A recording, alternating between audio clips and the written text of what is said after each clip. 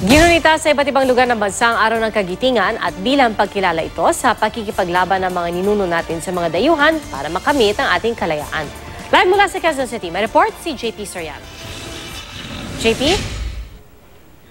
Pia, pagbibigay pugay nga sa kabayanihan ng mga Pilipinong nagbuwis ng buhay noong World War II, dyan nga sumentro ang pagunita sa Araw ng Kagitingan sa iba't ibang panig ng bansa ngayong araw. Pero ayon sa isang historian, Pia, na nakausap natin, mas mahalaga para sa ating mga Pilipino na gunitain ang araw na ito upang balikan ang ating mga kasaysayan upang matuto tayo sa leksyon ng ating nakaraan.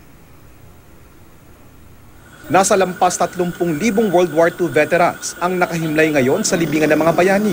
Sila yung mga sundalong nakipaglaban sa mga Hapon. Taon-taon tuwing April 9, inaalala ang kabayanihan ng mga nagbuwis sa gyera na kung tawagin natin ay Araw ng Kagitingan. Hindi na dapat makalimutan yan.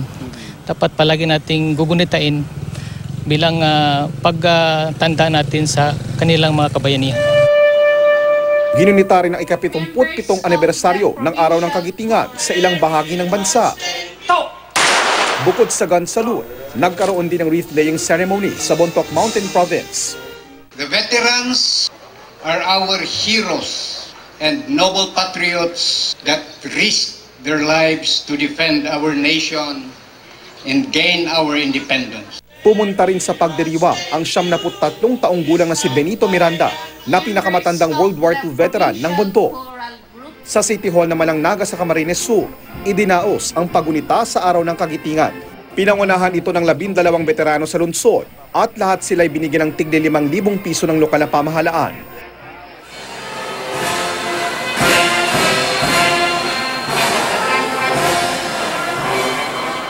Kahit maulan, itinuloy pa rin ang flag raising ceremony sa tapat ng munisipyo sa Zamboanga City. Kabilang sa mga dumalo ang ilang war veteran, mga sundalo at mga pulis.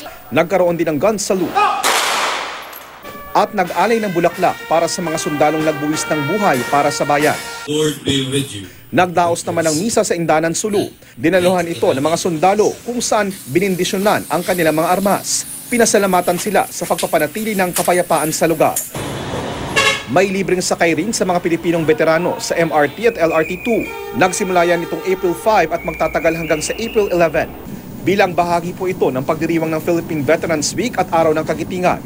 Para makalibre ng pamasahe, ipakita lamang sa ticketing booth ang valid ID mula sa Philippine Veterans Affairs Office. Libre rin ang pamasahe ng isang kasama ng Filipino veteran sa MRT.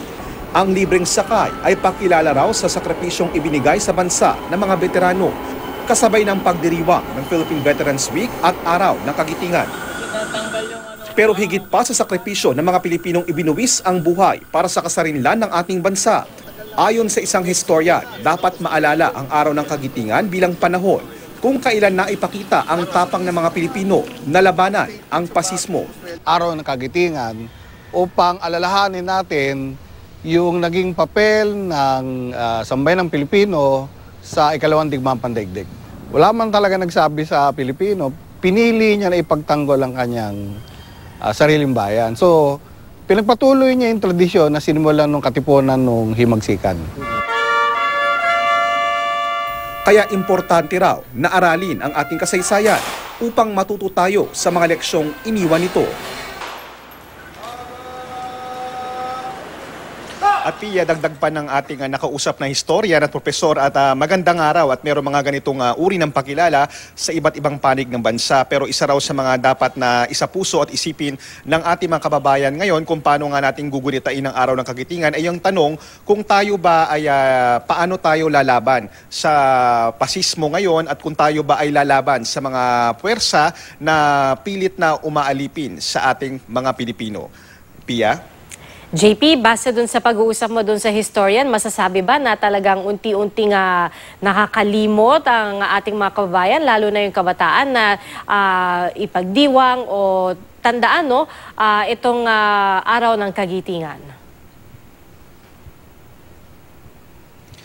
Oo, Pia, alam mo, kanina nagtanong-tanong din tayo.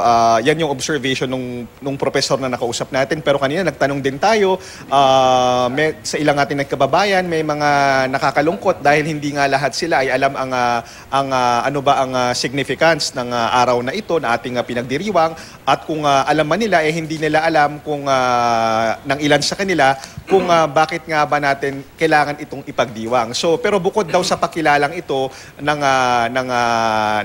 history at pagbalikan ng ano ba talaga ang significance ng araw na ito, mas mahalaga raw, Pia, lalo na sa panahon ngayon, kung kailan na hindi pa rin talaga natitigil yung pasismo. Ayon ng profesor na kailangan matuto tayong bilang mga Pilipino na mamili kung paano ba natin susundan yung mga yapak ng ating mga ninuno. Pia. Maraming salamat, JP Soriano.